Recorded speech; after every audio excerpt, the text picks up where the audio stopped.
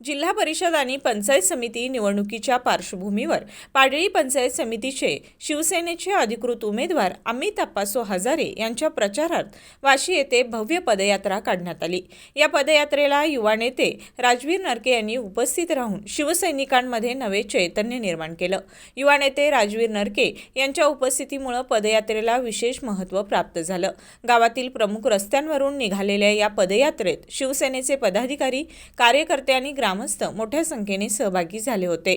भगवे झेंडे, जोरदार घोषणांनी संपूर्ण वाशी परिसर शिवमय झाला होता। यावेळी बोलताना राजवीर नरके यांनी अमित हजारे हे विकासाभिमुख, तरुण आणि सर्वसामान्यांची नाळ जुळलेले नेतृत्व असल्याचं सांगितलं। पंचायत समितीच्या माध्यमातून पाणी, रस्ते, आरोग्य आणि शिक्षण यांसारख्या मूलभूत प्रश्नांवर ठोस काम केले जाईल असा विश्वास त्यांनी व्यक्त केला। उमेदवार अमित हजारे यांनी युवा नेते राजवीर नरके यांच्या उपस्थितीमुळे कार्यकर्त्यांचा उत्साह दुणावल्याचे सांगत मतदारांना विकासासाठी साथ देण्याचं आवाहन केलं।